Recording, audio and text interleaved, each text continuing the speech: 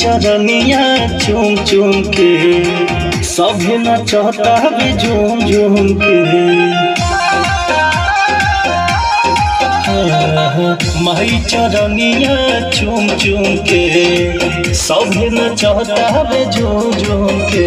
अपना तन पे चुनरिया डाल डाल आगे ऊंचे रे भवन में उड़ेला झंडा लाल लाल।